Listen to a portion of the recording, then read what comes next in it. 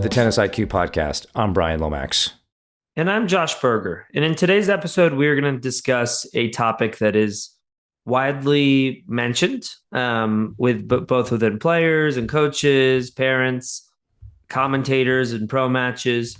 But we'll discuss whether this concept actually exists and how and what the impact of it can be, and also ways to build it or break it. And then this concept is momentum. So we'll talk a little bit about, what it is, sort of how it's viewed compared to what the research actually says about it. And then, within a match, how can players work to try to generate some sort of momentum or break momentum when maybe they're feeling it against them, but also just in general, how to, how to view this concept, right? And we'll bring up some research around it. And I think some of that might be surprising. But before we dive into that, we wanted to take a moment to mention our sponsor, Go Sport.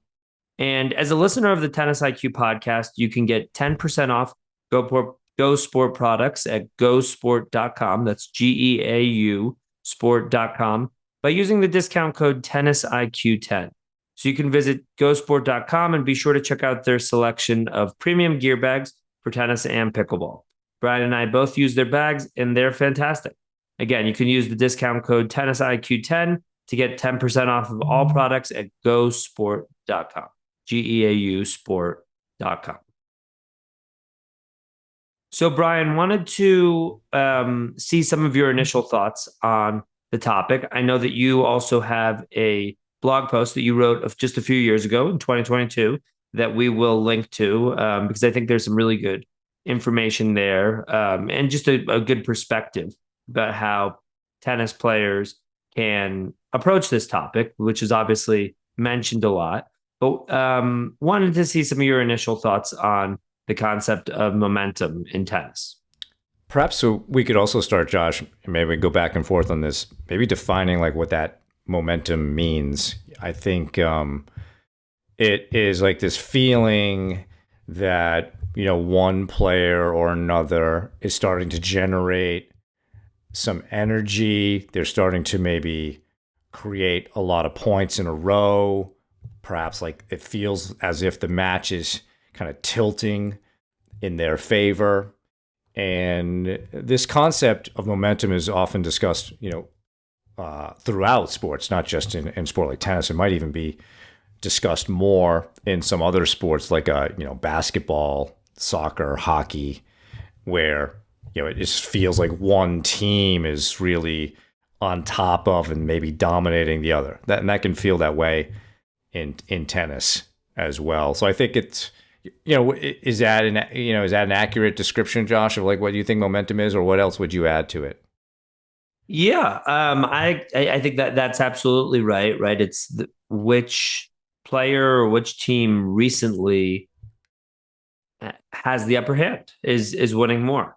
In the article that you wrote, in the blog post that you wrote, you include a photo of Newton's Cradle, which is for those who aren't familiar, something that I guess you often see at somebody's desk, where there's 5 balls attached, 5 let's say silver spheres attached to strings that are all right next to each other. They're all touching, and when you pull back the first one on either side, it generates enough force or momentum to impact the other ones and send the 5th ball on the other side swinging, and then it starts sort of a chain reaction, you could say, going back and forth. So I think that's a way to sort of visualize momentum in that way. But I think within sports, I think that's spot on. And again, when you watch any sort of sports game or match, you will hear it referenced, right? So I think that is a helpful starting point that people can think about in terms of what is this, and I'm sure people can think back to their own matches or matches they've watched where one player definitely seems to have the momentum at that particular time. Yeah. So I think there are 2 points of view that you just brought up. One is as the observer, and then one as the participant. And like anything in sports, that point of view is kind of shows us that it's things are more neutral than they appear. Like sort of in the inner game of tennis, that shot in the net, the person who hits it feels one way, the person on the other side of the net feels another way, and an observer feels a third way. Yep. About that. So, my contention with momentum are like a few years ago, I wanted to really figure out, okay, is this real? And of course, people say, yeah, of course it's real. But when we look at the research of momentum in tennis and really understanding sort of at the end of a match and looking at the patterns of points won and lost and also related to breaks of serve and holds of serve, the conclusion of many of these studies is that objectively, momentum is not a real thing in tennis, which makes sense. And part of the thought process of why this is true, like why we don't see massive streaks of points won or lost in tennis, is that there are so many natural breaks in the sport, between points, changeovers, change of sets, even a longer break. You can take bathroom breaks, or like at least one. So there are so many, just built into the sport, there's so many breaks. Where as opposed to sports like that are more flow sports like basketball and hockey and soccer, there are fewer kind of planned stoppages. And I think basketball, for anybody who watches that sport a lot, it's sort of the classic momentum sport because it can keep going and you're always waiting. Like if a team feels like it's getting the upper hand, all right, when is that coach gonna call a timeout to break the rhythm? And so, when we think about how do we build and break momentum, even though I'm saying it doesn't exist, I'm saying objectively it doesn't exist. It does exist in your mind. And that all depends on how you choose to perceive it. So I think one of the things we want to go through today, Josh, is understanding that.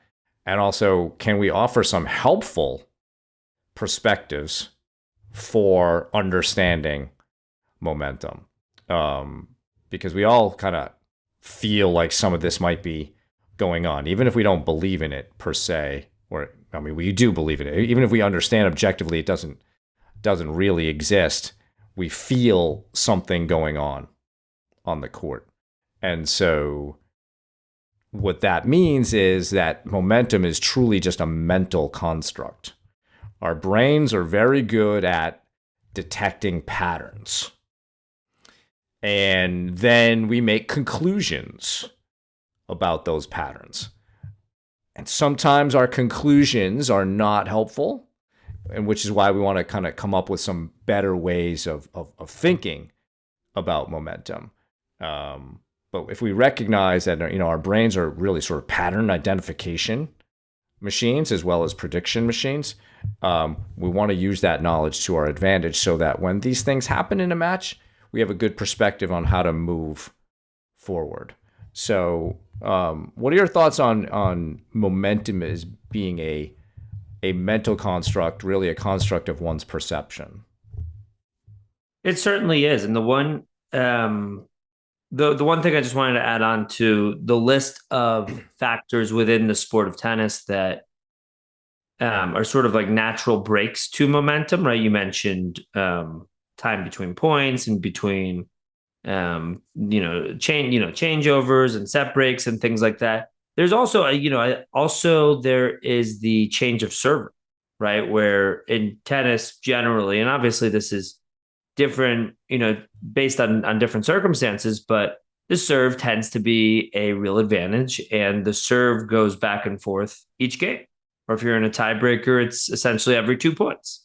So the tennis is structured in a way to sort of fight back against that momentum, that where, certain sports, I think about something like volleyball, where somebody can, a team wins points and they can just keep on serving and keep on accumulating points. Where tennis, that's never the case, right? You can serve out a game and then your opponent, it's their chance to serve.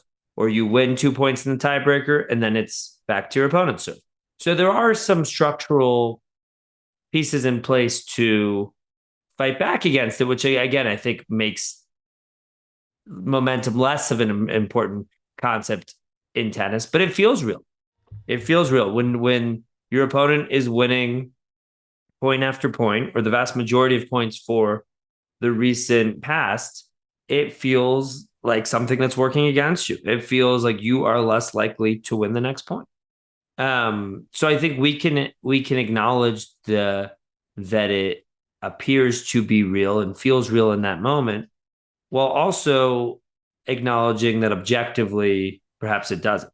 And I think you brought up a good point in your blog post again, where you said that if somebody was watching a tennis match that maybe wasn't as well versed in the sport, didn't fully know how, all the rules and everything that was going on, and you asked them, okay, which of these players has the momentum here? Which of these players has had the upper hand recently? Yes, maybe they could look at the score, but they wouldn't necessarily understand.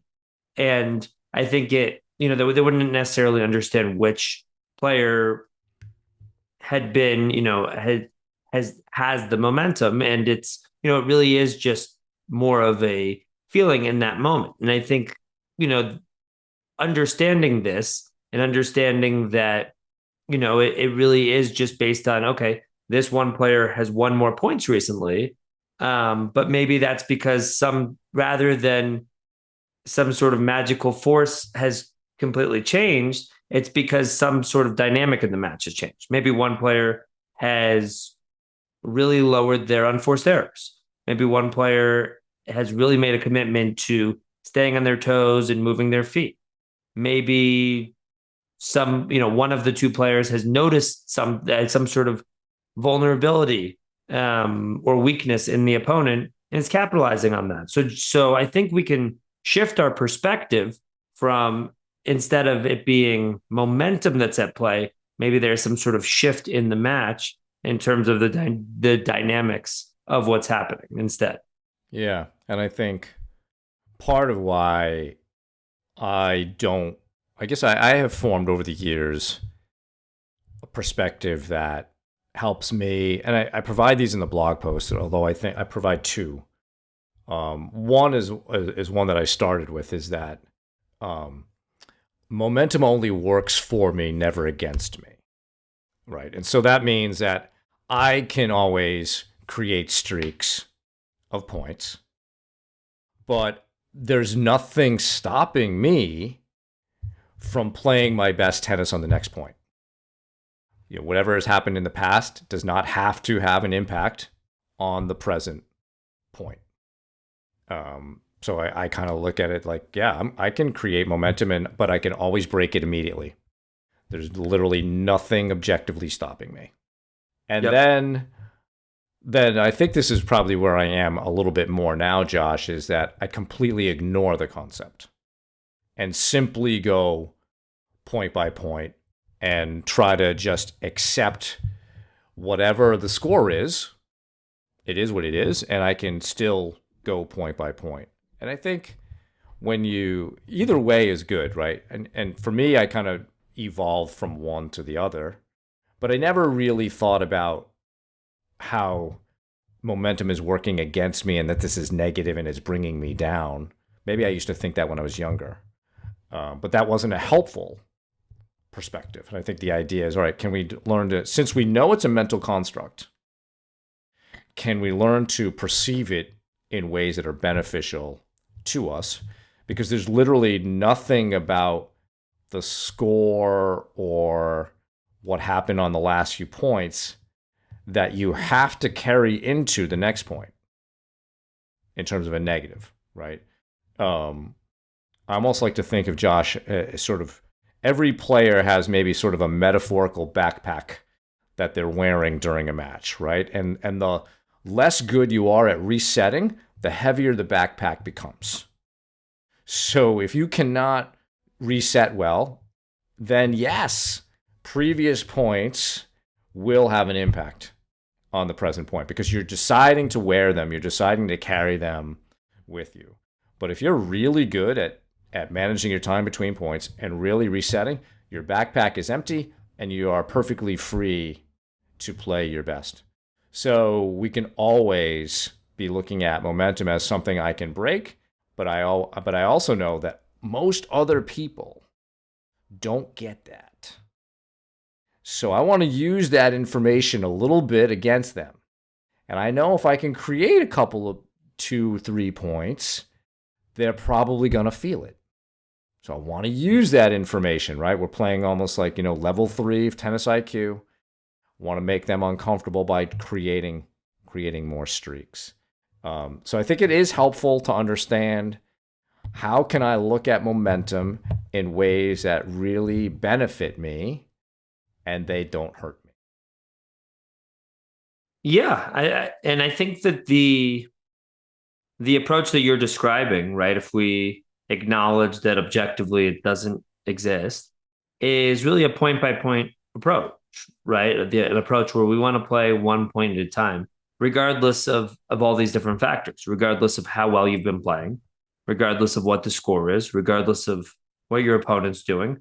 Okay, I am approaching the next point as if it's the most important point of the match because right now it is. It's the only one I have any sort of impact over, or the only one I can control to any degree.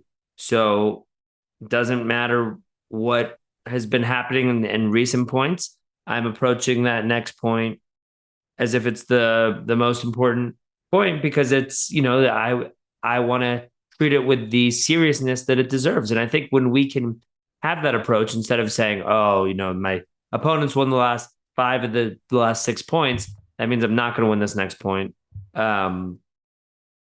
Your expectations there make it less likely that you're going to win that next point, right? If you're behind in the point and you're you're playing defense and you're expecting to lose that next point because your opponent's been winning points recently, your chances of coming back in that point and ultimately winning it are a lot lower.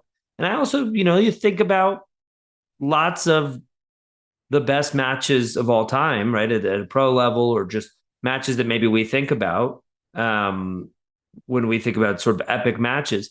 And we see these momentum swings over and over and over again, right? So what does that mean? To me, that means that, even this concept of momentum, it breaks at a certain point, right? You have the momentum and then something happens and then your opponent has it, and then and then the other person has it, and it goes back and forth. It swings back and forth, maybe indicating that momentum is not this force that is just unstoppable. It's more of just a reflection of recency, of what's been happening, most recently. And again, I think it's normal to expect that can shift. And I like the two perspectives that you brought up in terms of, one being either that I can generate streaks, and for my opponent that, that this concept doesn't actually exist and I just have to play essentially 1 point at a time, or that it just doesn't exist overall. And I think both of those are really powerful perspectives because they lead you to, to not really believing that it can be used against you.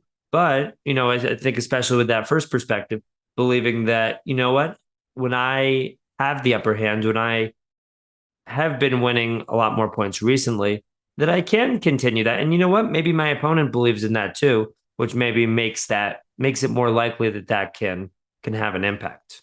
So let me give you a scenario, Josh, and then let's see if we can give some advice on this. So let's say your opponent objectively has won, say 5 or 6 points in a row. Yep. What would you advise a player to do in order to try to, regain themselves and start maybe creating a streak of their own?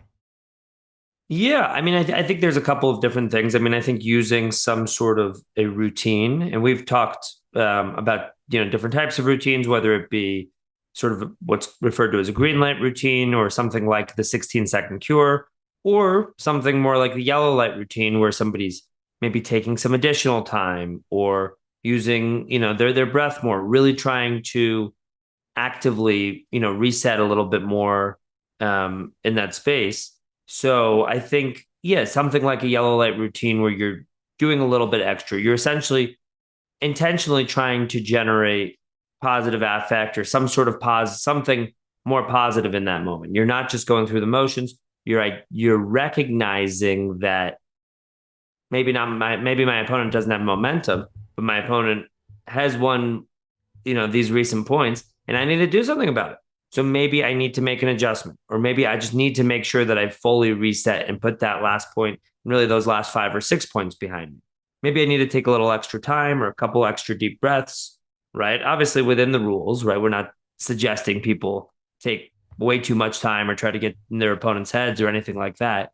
But I think we need to take some sort of step to generate something positive in that moment. And I think we also need to check our views about what's happening, right? If we tell ourselves, "Oh, my opponent's won his last 5 or 6 points, here we go again," or I'm not going to have any chance here in this upcoming point, then we're in trouble. Then we're pretty doomed going into the next one, right? Not that we have no chance, but our chances are significantly lower if that's what our beliefs look like. So I think, using a routine, really prioritizing resetting, and and then checking our belief system around it, understanding that anyone can win that next point, and again trying to get into that mode of putting whatever's happened behind us and really trying to put our focus on this upcoming point would be some of my suggestions. What about you?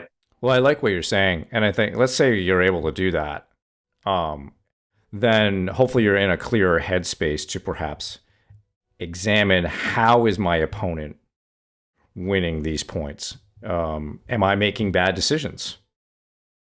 Are they just in a real rhythm? So, and I need to disrupt that somehow. Maybe I'm not playing my game quite the way I need to. And that can then give you some more specific feedback about what to do in the moment. And that is also kind of consistent with our belief that the most important point is this next one. So what do I need to do here in order to give myself a better chance of winning this point? Because I could easily see that, somebody's winning some points and maybe they're forcing some errors out of us that we don't normally make, or we're making some bad decisions because we think there's this streak of points and I've got to end it. But if we can really get that reset, fresh perspective, dew point, now we can examine a little bit of that. So maybe it's about me playing my A game a little bit better. Maybe it's about my decision making that a little bit better.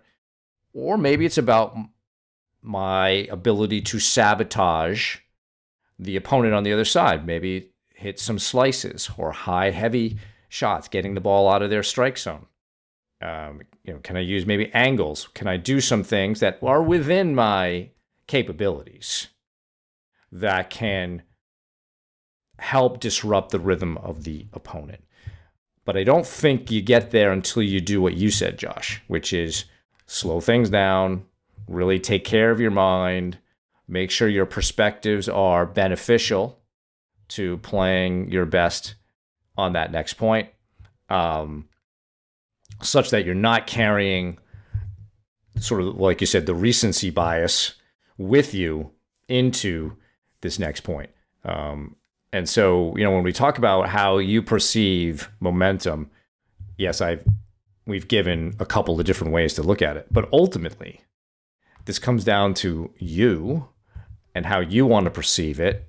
And I think we're just suggesting, however you perceive it, come up with a way that is beneficial to you. There might be other ways of looking at momentum that we have not detailed here, but as long as they benefit you, that's what matters. And then therefore you can bring a fresh perspective to each point and begin to think more clearly about what you have to do. you mentioned epic matches, Josh. We've mentioned the Alcaraz Sinner French Open final a bunch since it happened.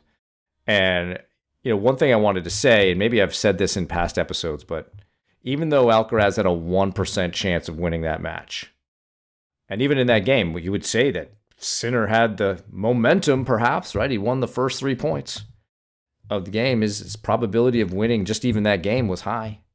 But a 1% chance means you are 100% in the match. You're not out of it. So we want to realize that in all situations, regardless of what the score is, you are 100% in it. So look at that next moment as an opportunity to build your own streak of points. There's no need to worry about what has just happened recently.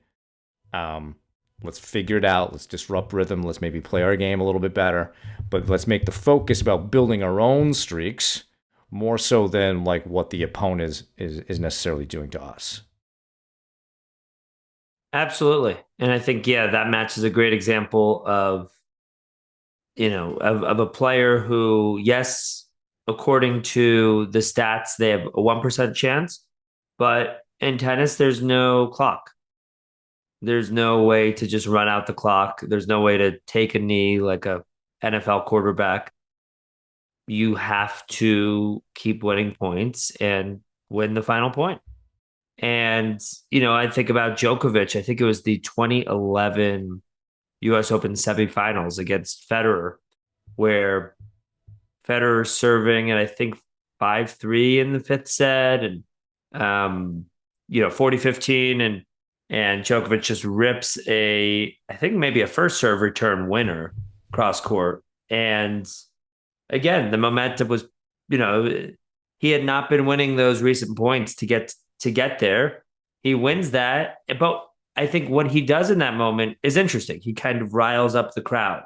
He brings his hands to the air. He tries to generate something positive in that moment. And I think that's what, one piece of advice that can be helpful, right? If things seem to be working against you, and I think seem is the sort of the keyword there, maybe there's something that can be done to sort of generate some sort of positivity, some sort of positive affect, some sort of energy moving in your direction a little bit. Maybe that's, I've lost the last 5 or 6 points, but I win a point and I give a little fist pump. Or I win a point playing the way that I want to be playing. Maybe I haven't been playing the way I want to be playing recently. I haven't been playing the points the way I want to. I haven't been going for my shots. And again, a little bit of a fist pump, or maybe some self-talk like, okay, that's like me. That's the way I want to be playing. Something like that. Where, again, at Arthur Ashe Stadium or at some sort of, at center court at Philippe Chatrier, it's a little bit different with, 20,000 or so people watching, and you can get the crowd going, for the vast, vast, vast majority of tennis players playing with nobody watching or a few people watching. It's going to be you doing it to yourself, right? So I think, something like a fist pump, something, some sort of positive self-talk internally, some sort of recognition of being excited that you won that last point, maybe good body language, maybe good self-talk, maybe some sort of fist pump, something like that. And then I think, trying to maybe build some sort of streak from there, right? Okay, I've won that last point. Can I make it 2, right? Just like my opponent can win 5 or 6 points in a row. Who's to say I can't create a streak right now myself? But I think it's really important, sort of regardless of what's happening in the match, that we look for those opportunities to generate some of that positive, positive emotions, positive body language, etc. But I think we have to be in the right headspace to do that. If we're angry and frustrated about what's happening in the match, if we're frustrated that we've been losing, if we're frustrated that we're not playing our best, or we're playing, particularly bad on that day, it's going to be really tough to be able to bring out those positive feelings. It's it's gonna be really tough. We have to be in the right headspace where, regardless of what's happening, regardless of score and circumstances and how I'm playing and what's going on with my opponent, that I'm ready at a moment's notice to celebrate it and try to use that to help me turn things around. That Djokovic Federer point there, Josh, is a super interesting one to look at because you could say that maybe Djokovic wasn't exactly in the right headspace. It just sort of ripped the shot, but it changed everything. Yes. Especially we learned that after the match because the score would be 40-30 at that point. Federer still has a chance to win the match, but he somehow let that one return break him because he talked about it after the match. He sort of complained about it that, like, who does that? Who just like, right? And maybe Djokovic got a little bit lucky, but that's tennis. And he used it to his advantage. And then Federer chose to look at it in another way, right? So what do we see here? We see perception being the important part of our reality, is that how those two guys chose to perceive that point changed the whole match. And of course, Djokovic did go on to win the match. And Federer, after the match kept kind of not complaining, I suppose, but wondering, like, who does that? Who swings out on a first serve like that and hits a cross-court winner? Well, maybe Novak Djokovic does. And so, yeah, it's very interesting about how we perceive these things. And even the pros are not necessarily great at it. We have to understand that when we do something positive, perhaps our opponent will not see it in a positive light for themselves, thus giving us the ability to create some streaks of points. But I think that's a super interesting one, even if people could go back and watch the video. And I love how you described it, Josh, because, then Djokovic started to create some energy and momentum. Before we were recording, you even said, what does a guy like Nadal do? He brings more energy to it. He starts sprinting around, bouncing up and down, really just trying to create the energy of a fighter who's still in this. And that, of course, helps him psychologically to be more in it. And so I think that's an important thing we want to touch on, between points.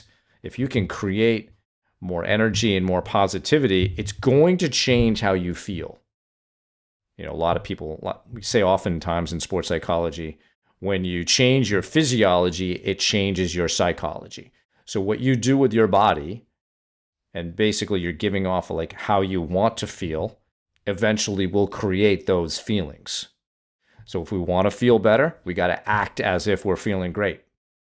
And by bringing a crowd into it in the pro tennis perspective, or just getting our own energy up, is really important to not only breaking a streak from the opponent, but perhaps establishing our own streak going forward. Absolutely. Absolutely. And Nadal's a great example of that, where he's, you see him during the coin toss and he's jumping probably as high as he can, right into the air.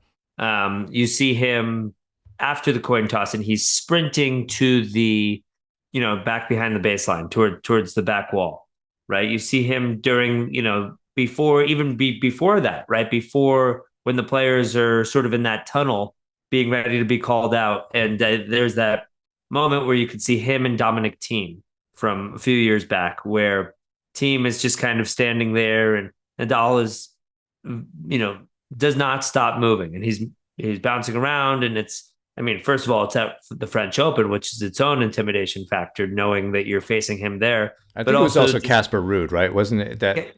Not Dominic Thiem. Yeah, it was Casper Ruud. Sorry, Casper Ruud. Yeah. Casper Ruud. Exactly. And, just seeing sort of that locker room power that was, the difference there. But also I think that's, it's Nadal's version of generating something intentionally, right? And that's something before a match, or that's something during the coin toss, or something, right after the coin toss where he's sprinted to the baseline. But also certain moments in the match where, he's sprinting from from the changeover towards the back fence, or he is again pumping himself up, yelling "vamos," right? Whatever it is, even when he's behind, even when he quote unquote does not have the momentum in that moment, he's looking for something. He's looking for reasons to sort of turn things around. And to me, it almost connects to a sense of optimism in a certain way, right? Where if we believe that the momentum is against us and believe that we were not going to be able to turn it around, then even if we win the next point, if we win the next couple of points, it doesn't necessarily sway our beliefs because we're not feeling optimistic that there's a chance that things can be turned around. Where if instead we have a different belief system where we know that, you know what, I am 100% still in this match. Regardless of the score, my opponent is going to have to finish me off. I know how tough it can be to finish matches. So, I'm right here in this match and let's see what happens, right? Or I believe I can potentially come back. I think that sort of belief system gives you such a better chance. So I think it's, partly that belief system, partly the different actions and behaviors, whether it's the routine, whether it's taking extra time, whether it's generating positive body language or using your energy and it all, using your energy to kind of, sprint or jump or whatever it is. And it sends a clear signal to the opponent as well, right? It sends a signal to your opponent that he's in this, right? He's not handing this over to me. They are still in this match. They're still in this match. They are still fighting. They're not giving up in this moment. And I think that, players can send a really clear and impactful signal to their opponent in that moment. And that can I think can really shift things. I think it can shift things. It can leave that little seed of doubt in their opponent's mind, where maybe their opponent has won those most recent points and feeling great, but they start to notice that, oh, that person on the other side of the court doesn't look out. And in fact, they seem to be ready to go for this next point and seem to be ready to fight for the rest of this match. There's a prime example of Nadal doing this. I don't know if this is still available on YouTube. I think you can get all these matches if you subscribe to like ATPtour.com. I think there's a way to watch all the Masters matches. So this was the 2006 Rome final, best of 5 sets back then between Federer and Nadal.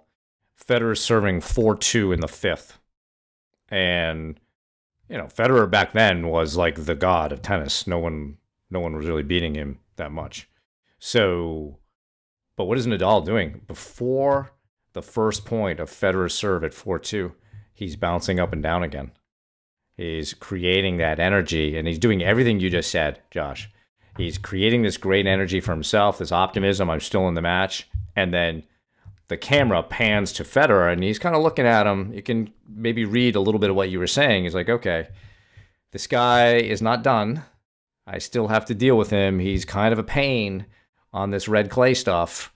So, here we go. And then what happens in that game is Nadal breaks Federer to get back into, get the fifth set back on serve. And eventually Nadal wins the match in a fifth set tiebreaker.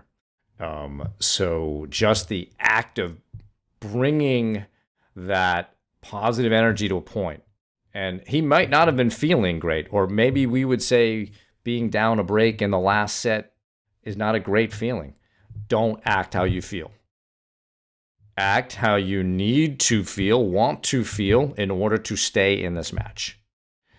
It is not over, right? Just like you said, you're 100% still in this match. So these are great ways, I think, Josh, of kind of pushing aside the concept of momentum from your opponent and beginning to learn how to create some great energy and streaks for yourself. So I think we've covered a lot here. I just want to see if there are any final thoughts from you, before we end this episode. I think, and first of all, I would definitely encourage people to check out your blog post. I think that there's a lot of good stuff there. And one of my favorite points, and I think I quickly mentioned this, but I think going back to this for a second could be helpful. Yeah, if you're feeling like the momentum is against you, there's going to be a time where you win a point. And can you really use that? Can you capitalize on that moment?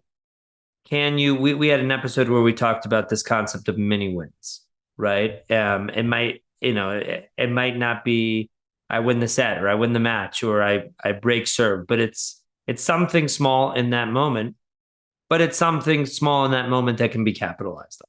Something in that moment that can be used for your own sort of momentum, right? To maybe create your own streak in that moment. But that can only happen if you're open to it, if you're looking for it, if you're in a place where you are ready to try to celebrate that and try to build on that rather than be still being frustrated about what's happening in that moment. So I think it's a perspective shift, but I think trying to capitalize on any sort of win in that moment is key for your likelihood or even possibility of turning things around. That's a good point because, we tend to be more loss focused, more loss aversion. And so can we switch away from that in a tennis context to be more kind of mini win focus, celebrate that and use that positive momentum to keep going. That's a good point. So that's our show for today. Thank you all for listening. For more on today's episode, please check out the show notes.